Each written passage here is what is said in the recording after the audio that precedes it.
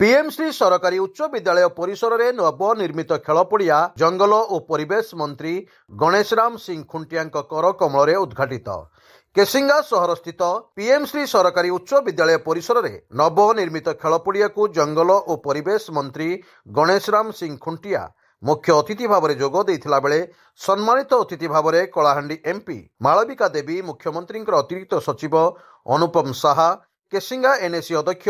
नृपराज Yadav, block अध्यक्ष चंदन सेनापति, जिला शिक्षा अधिकारी राधाकांत छत्री, बीजेपी जिला सभापति जुगल किशोर पोड़ प्रमुख जोग देइथिले। प्रथमे खेल पड़िया को उद्घाटन पूर्व विद्यालय परिसर में मंत्री एवं अतिथिगण वृक्षरोपण करने पर खेल पड़ियार उद्घाटन करा जायथिला। एहा परे पीएमसी सरकारी उच्च विद्यालय परिसर में कलाहांडी जिलापाल पावर सचिनी अध्यक्षतार एक सभा आयोजन होइथिला।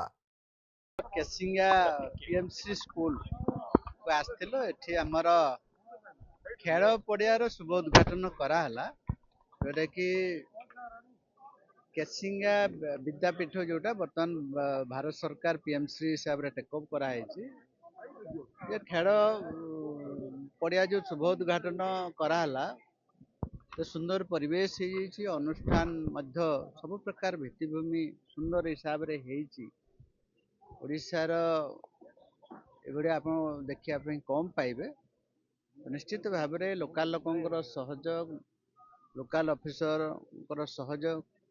कलेक्टर महोदय विशेष करिकी हमर एडिशनल सेक्रेटरी ऑफ सीएमओ